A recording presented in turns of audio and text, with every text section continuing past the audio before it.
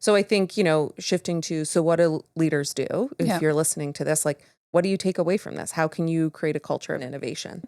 I don't want folks to think like you have to do it all. You might need to find your like dynamic duo. And you see that a lot in the world, right? You see in the film industry, right? There's like these pairings of writers and directors that are paired for life, or directors and producers paired for life that bring that balance, or a chef and the restaurant owner who knows the business side, right? That pairing. So you could find your dynamic duo in life that together you are innovators. It's kind of the Gino Wickman's EOS system, right? Where he has the visionary and the integrator. I love that. So it's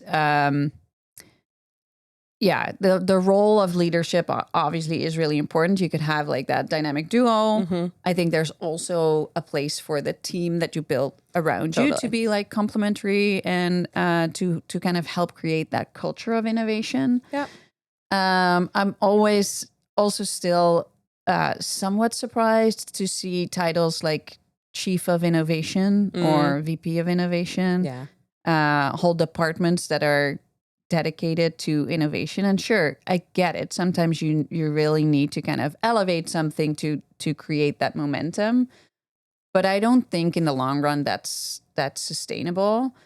If you really want to innovate, I think your whole organization and your whole culture needs to be set up for it, right? It goes beyond a person. It's truly like embedded in systems, processes, how you incentivize people. What do you do with failure? Like innovation, we haven't talked about that yet, but innovation, I think, oftentimes comes with failing fast. Yeah, totally.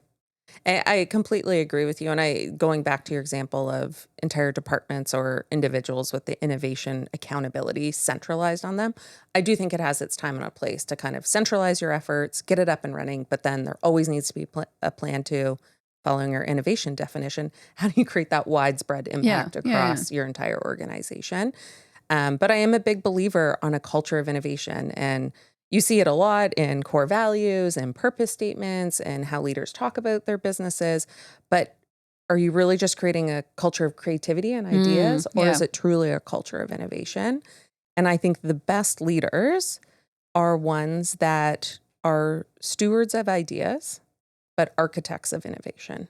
And they may not be the ideas person, but cultivate those ideas, but then can have the foresight to say, all right, how are we going to turn this into action pretty quickly, test, learn from it, maybe fail from it, and see that impact and be those architects. I really like thinking of being an architect, and everybody in their role should be able to think, how am I an architect of innovation in my role? Stewards of ideas, architects of innovation. You like it?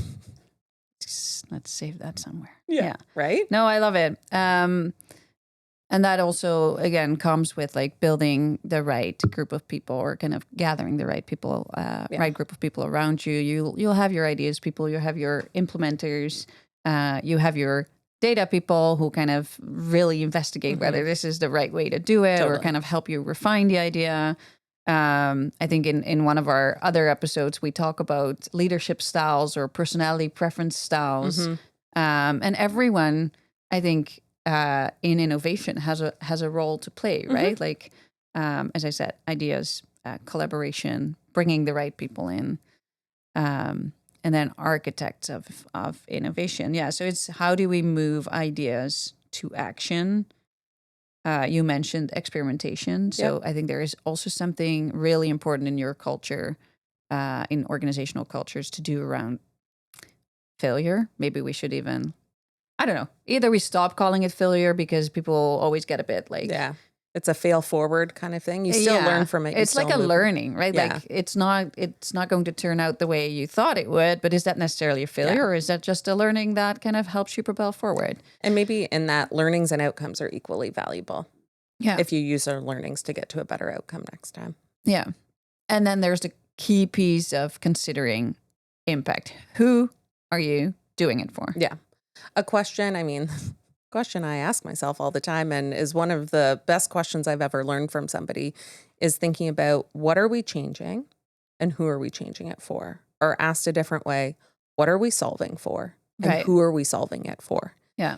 And I've asked that to, well, I was first asked it multiple times and I was shocked how I could not answer the question, right? And it really gets you to think like, let's just not change or create for the sake of doing it, but what are you solving for? What are you changing? And who are you doing it for? Yeah. Which as a leader, it'd be interesting. I'd encourage people to just start asking that question, right? What are we solving for here? You got a bunch of ideas spinning around. What are we solving for? And they might be, we don't know. Get really focused on that. Yeah.